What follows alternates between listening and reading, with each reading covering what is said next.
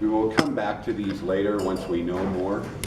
In essence, to set this up to where it works with the drawing would take 6 to 8 hours of work for probably an experienced person to set it up and work it correctly. And I just don't think that's where we want to go right now. It just confused the issue on what we're trying to learn. We'll come back to it later. I'm not quite sure why I thought we could get this done this year, because I usually don't try and put this in, but this year we can get this. But when it comes to this point, no, we can't. Okay, so we're going to back up and we're going to look at how we can create tables, how we can throw it in our drawing and give information out. Now, you might think, why do we need tables in a drawing? We use them mostly to keep our drawings clearer. When we have a lot of information that we can extract off of a drawing and put in table form, then we try and do that to clean our drawings up. In essence, that's why we do it.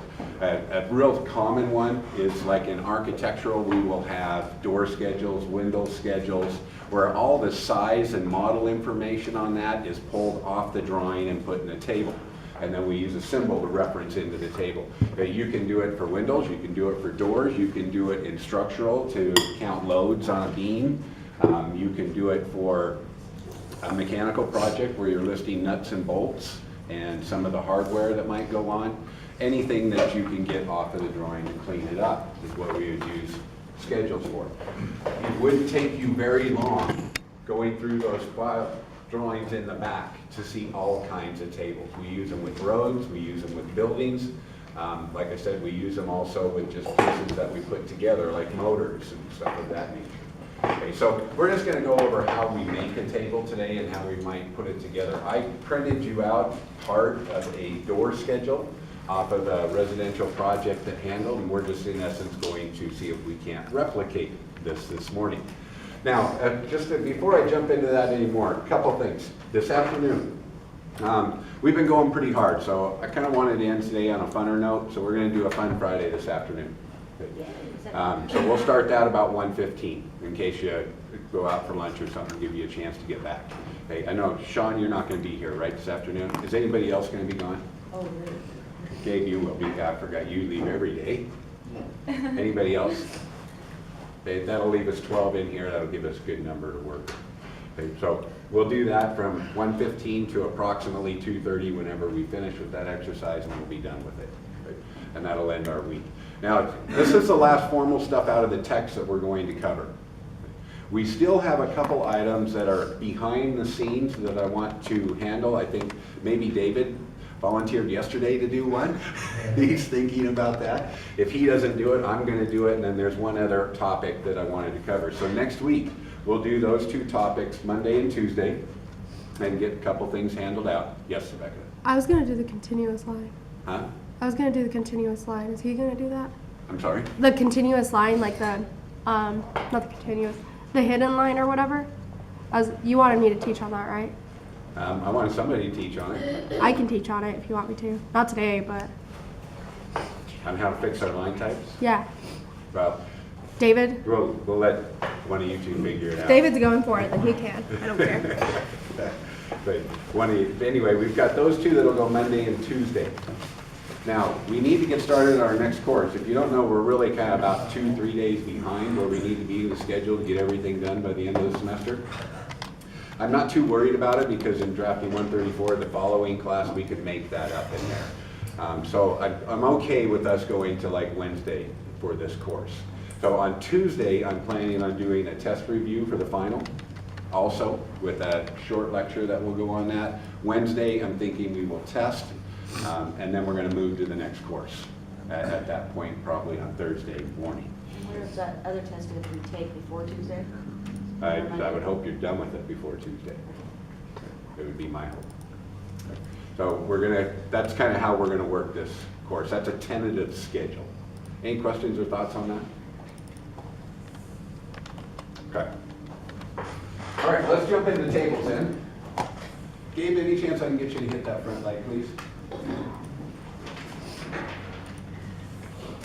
All right, so here's what we're gonna replicate. Now, when we think about tables and what we want to put in them, we've got to, before we get started, we've got to think a little bit about what we're trying to display. On this door schedule, we're going to have a title on it.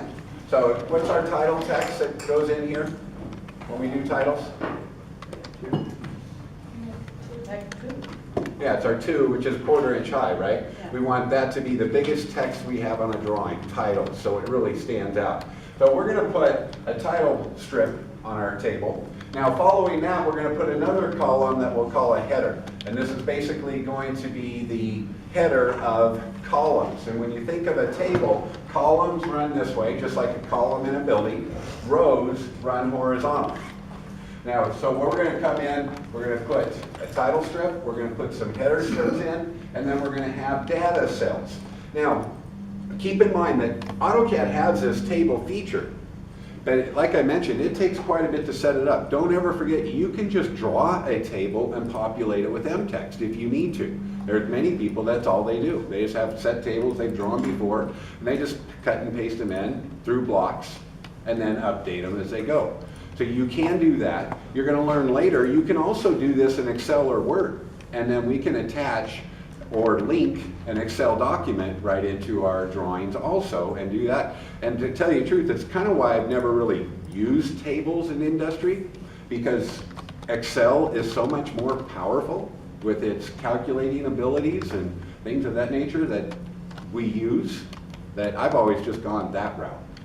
Now, we are getting more tools in the tables that can work. Now, this one doesn't have any real calculations to it. It's just filled with information. So this is a classic example of where a table would be useful to us. So how do we get to it? Let's go to CAD.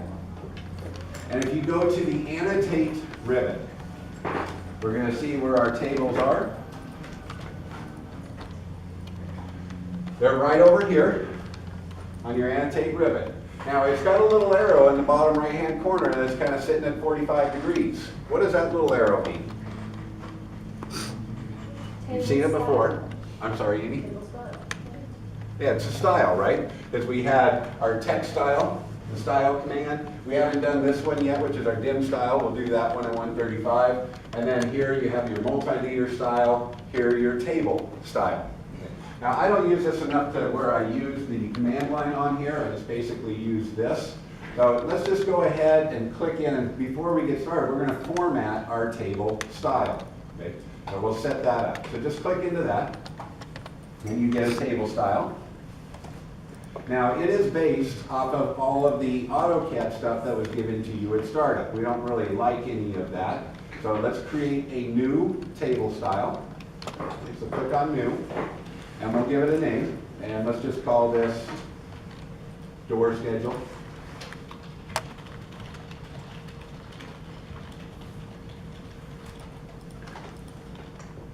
Underneath that it says start with standard, that's fine. Okay, so we're just going to say door schedule. And then continue.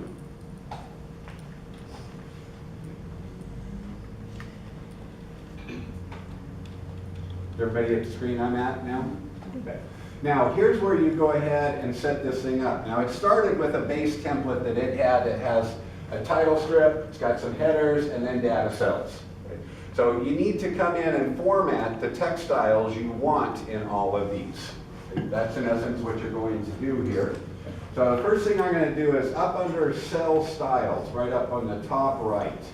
You see it's set on data.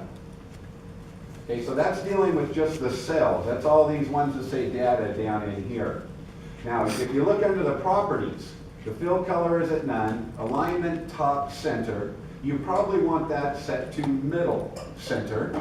Okay, so I would change my alignment or justification and set it to middle center. Underneath that is a format text option, but it's got a little button on there to bump you out. So if you would, bump out to that.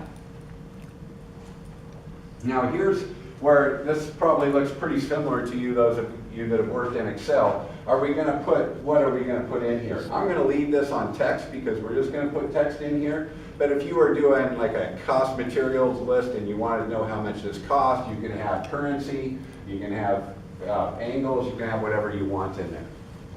So we're just going to leave it on text. You can format these cells later individually if you wish. But we'll just leave it on text, which is nice to have because now we don't need any special characters for running our justification. Then under the bottom it says type data. If you click that down, it's either got data or label.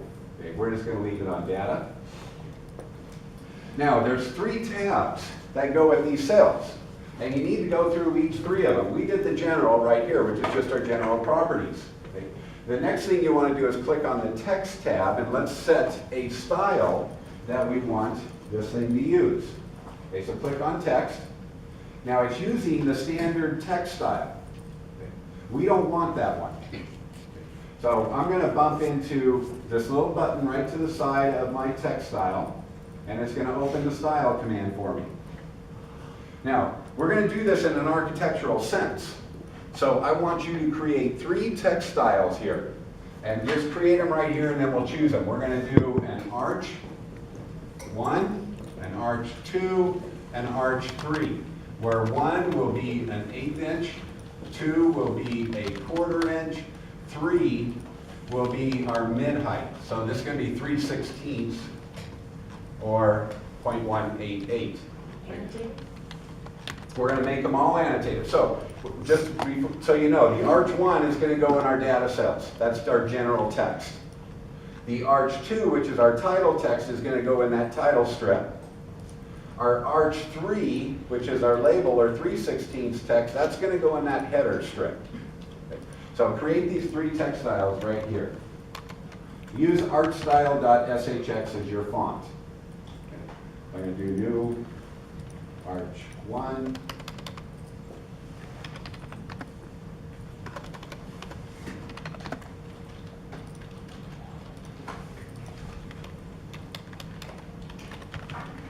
And let's see, I don't think I ever loaded ArtStyle on this computer.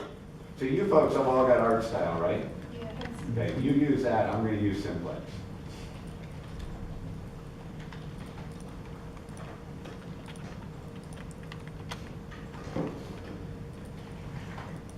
Find it.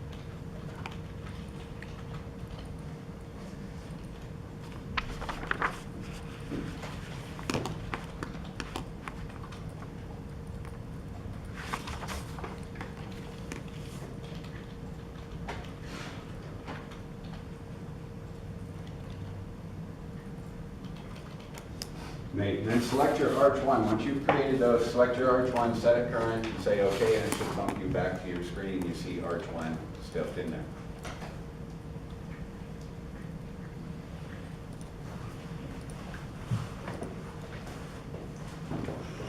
Raise your hands. Do you need a little more time?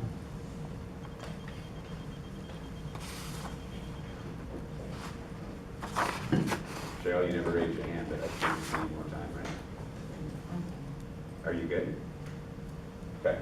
All right, so what we're in essence doing is we're assigning the arch 1 text style to all these cells right here, so it defaults to that.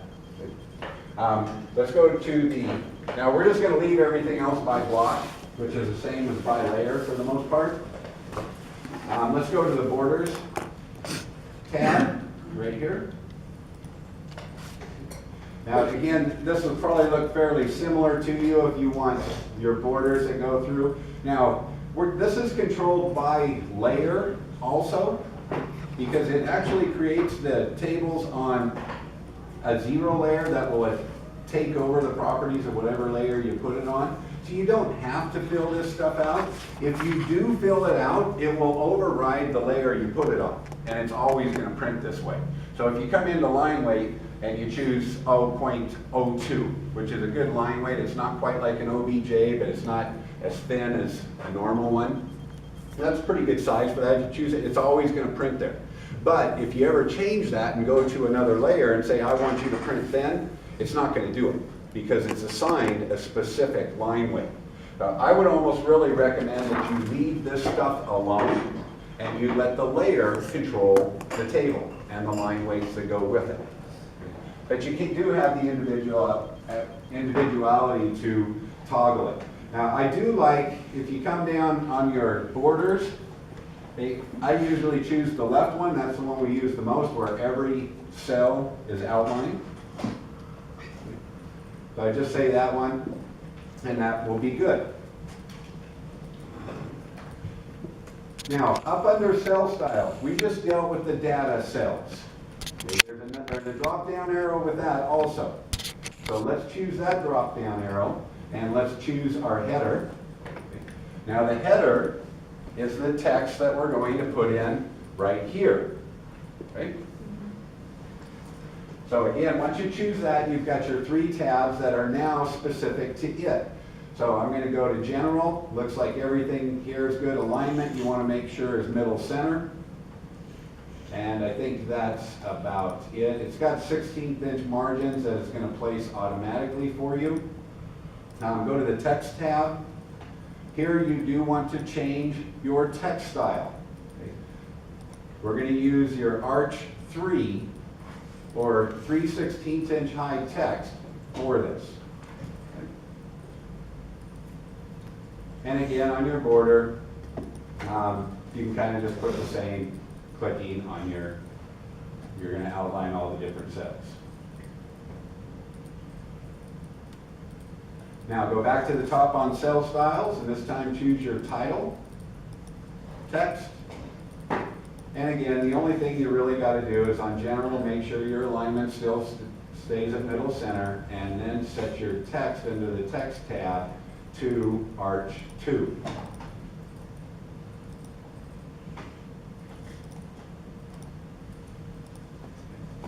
So in essence, what we did here is we just came in and formatted how all the cells are going to have borders around them and the text styles that we used in them.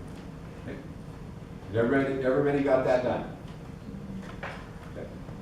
Let's just go ahead and say OK to that.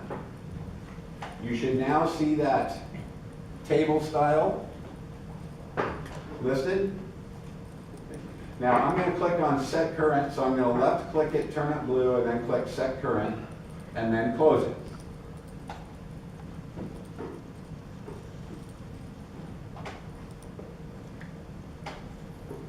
Now before we go ahead and populate the table, this is going to be a residential project. It's going to print at an 1/8 inch or 1/4 inch to a foot, right? That's where we generally plot these. So set your annotative scale down on the bottom to a 1/4 inch to a foot for this example.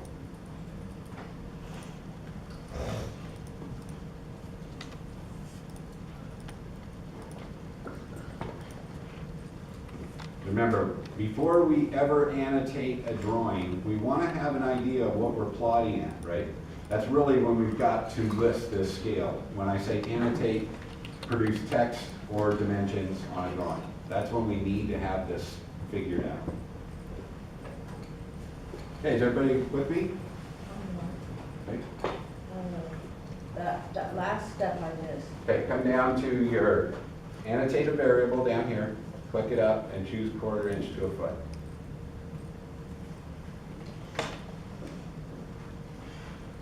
Let's just review real quick. What is this thing going to do? What's it going to do for me? Intro or text instead of plots, right? Yeah, by doing what? By doing what? Scales it up. Scales it up. It applies a DSF, right, to all of them. So we're doing a 1/4 inch to a foot. The scale factor of that is 48. So we're going to reduce it 48 times when it goes to the printer. So therefore, we have to inflate non-geometric items by 48 times, and this will do that automatically for us. That's what it's doing.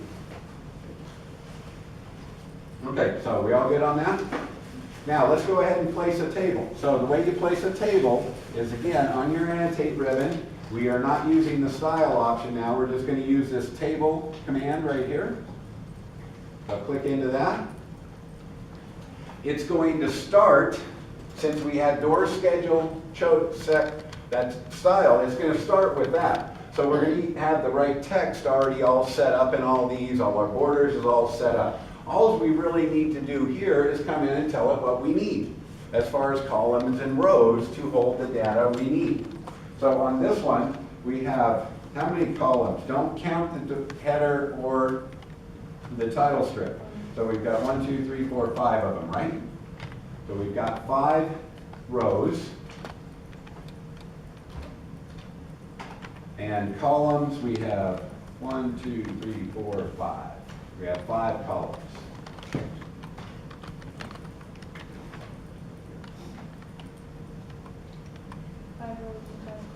Yeah, 5 rows, 5 columns.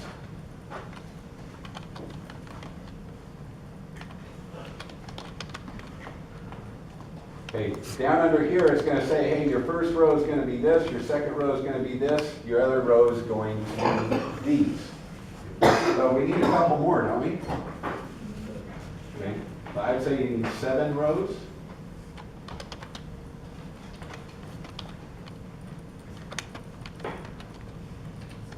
Now, there's some other stuff on here that we'll get into later. And here's the stuff that I kind of wanted to get into, but I just don't think we're ready for it. We're just going to start from an empty table, but you can from a data link, and we can also put objects and use data extractor, but we have to have annotative blocks and ones with attributes on them, and that takes a pretty substantial amount of time to set up.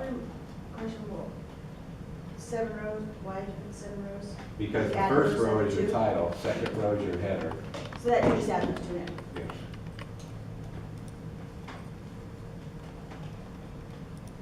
The column width is set at 2.5. Okay, there is some auto width stuff on it later, so I just kind of leave this alone. It generally works pretty well as is. We're going to say OK, and I'm going to punch that thing into my screen. Just click a point to insert. Now, is your title already blinking where it's activated? Okay. So what we want to do here, the text style is already set up and will switch for us. So let's put in here door schedule.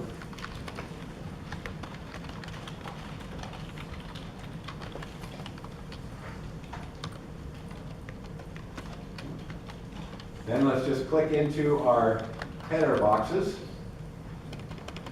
And the first one's not going to have anything in it. We're going to put a symbol in that later. The second one is going to be size.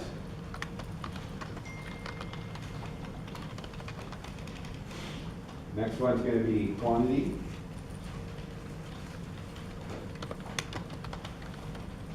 Next one we'll put model. And lastly, we'll put notes.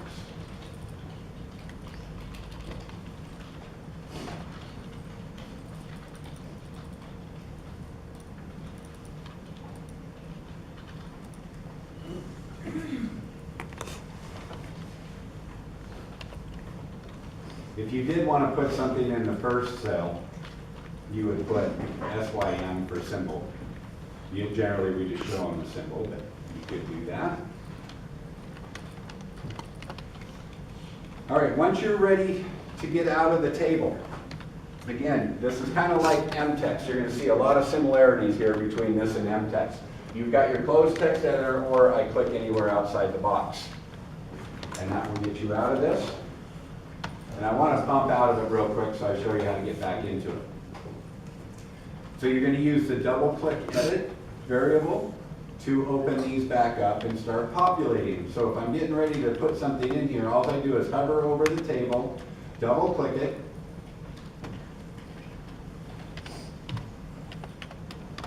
you should see your ribbon switch to all of your editing tools, and these pop back up. Okay, we're ready to populate these things. Now on the symbols, we're not going to deal with that one. We'll just kind of post them over the top. But under size, I'm going to click into the cell under size, and let's put our first door in here.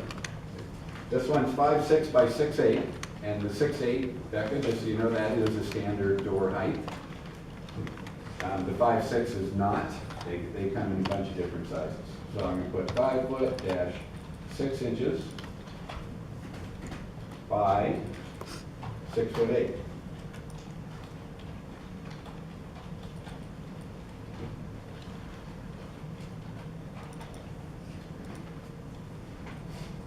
I'll come down to the next one now. Just come to the next cell. And this one's 3 foot.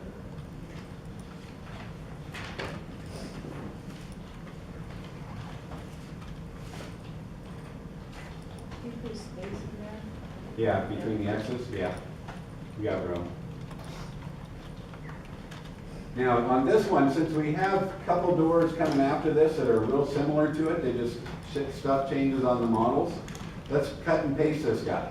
So before I exit out of this one, I'm gonna highlight all of that text and do a Control-C. And then I'll just click into the bottom cell below it, Control-V, next cell below it, Control-V.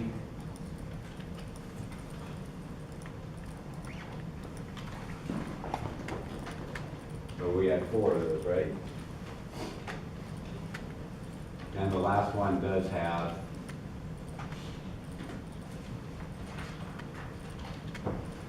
a little nomenclature too.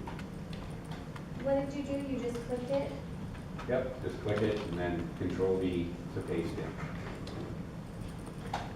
Okay, so you should end up with that row looking something like this. I'll kind of zoom in a little bit. It matches what's on that sheet I gave you.